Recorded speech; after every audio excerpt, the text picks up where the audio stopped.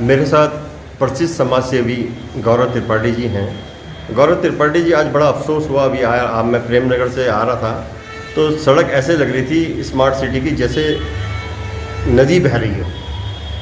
लगातार कई वर्षों से, अब तो उत्तराखंड राज्य में बन गया, नगर निगम भी आपका बन गया, सब नगर निगम के क्षेत्र है, बिल्कुल डूब क्षेत्र हो रखे।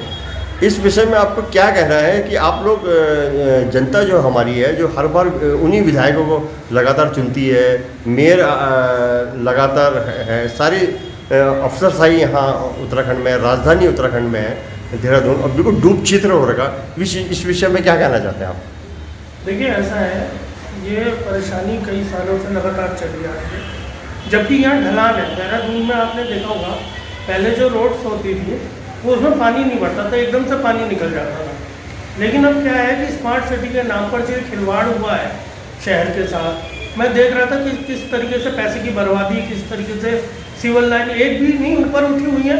हम गाड़ी लेकर जाएं अगर टू व्हीलर, तो वो जगह जगह ऊपर इतने ढक्कन उठे हुए हैं कि उससे पहिए रबटने का भी और उसमें कट लगने का डर रहता है।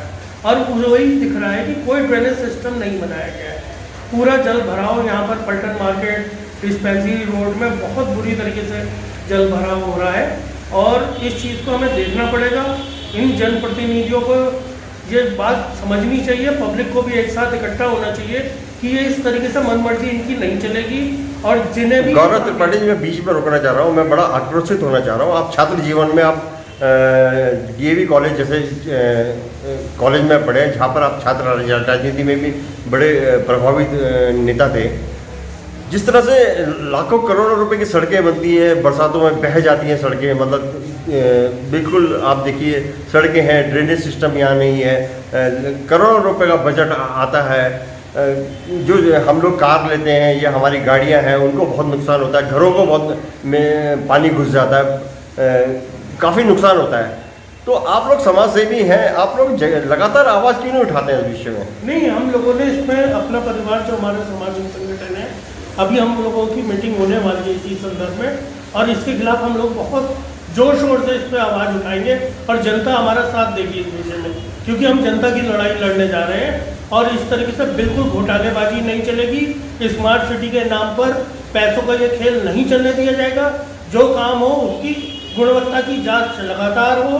जो इसके लिए जिम्मेदार लोग हैं, हम उनके खिलाफ आवाज़ बहुत जल्द उठाने वाले और बहुत जोर शोर से उठाने वाले हैं। गौरव त्रिपाठी जी, एक क्वेश्चन और बनता है, अलग अलग विभाग है, PWD हो, MDD हो, नगर निगम हो, अलग अलग सिंगल विंडो क्यों नहीं होनी चाहिए? अगर बिल्कुल होनी चाहिए। और अभी हम लोगों ने एक दो चीज़ों को नगर निगम के पास पहुँचे, वो PWD हुड्डा कभी किसी और डिपार्टमेंट पे कर देते हैं कि वहाँ से बजट नहीं आया।